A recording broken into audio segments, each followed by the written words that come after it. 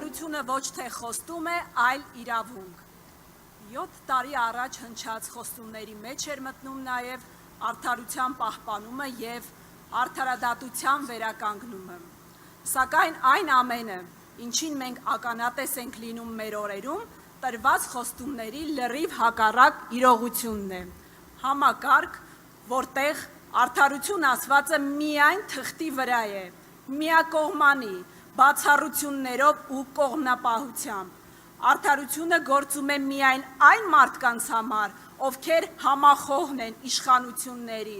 ովքեր լուռ են ու անտարբեր, ում հաղթել է տարածված վախի մթնոլորտը։ Երբ իշխանության 3 ճյուղերը միաձուլված են գործում, երբ երկրի մայր օրենքը ամեն օր ոտնահարվում է, երբ վախը, անտարբերությունը, ճնշումները, պիտակավորումներն ու հասարակության մասնատումը ամեն օր վարվող քաղաքականությունն են, արդարության և արդարադատության մասին խոսելը դառնում է ծիծաղելի հենց այն մարդկանց կողմից, ովքեր որ այդ քաղաքականության հիմնադիրներն են։ Facebook-յան հրապարակումներով և հաղորդագրություններով դատավարություններ, մարդկանց վարկաբեկումներով անձնական կյանքի հանրայնացումներ, հայհոյախառն ու սպառնալիքներով լի ատելության խոսքի տարածումներ, մեկ կետից կառավարվող դատական համակարգ և իրավապահ մարմիններ, հասարակության պառակտում, սադրիչներ, օֆլայն և օնլայն հարթակներում, անվերջ կարելի է թվարկել, և այս ամենի ետևում կանգնած են արդարության սին խոստումներ տվողները։ Խոսում ենք արդարությունից, բայց երբ մարդիկ իրենց ազատ խոսքի ու իրավունքից օգտվելով իրենց աջակցությունն են հայտնում որևէ կառույցի,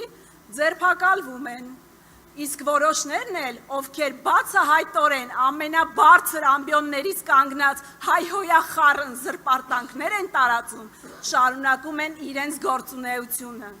Մարդիկ, ովքեր փորձում են օգտվել իրենց ազատ խոսքի, ազատ տեղաշարժման, ազատ դավանանքի իրավունքից, այսօր բռնի կերպով դուրս են բերվում եկեղեցիներից, ապօրինաբար հայտնվում են ճաղերի ետևում, իսկ այդ գործողություններն իրականացնողները մնում են անպատիժ, խախտվում են ներդաշնակությունը, որը պիտի գործի արդարության ապահովման համար,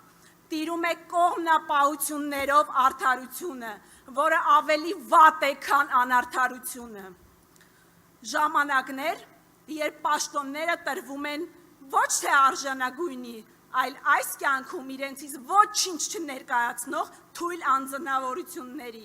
միայն այն բանի համար, որ նրանք կիսում են իշխանությունների վարած հակահայկական քաղաքականությունը։ Նրանք, ովքեր հակադրվում են կործանարար որոշումների, կարող են զրկվել սեփական ունեցվածքից,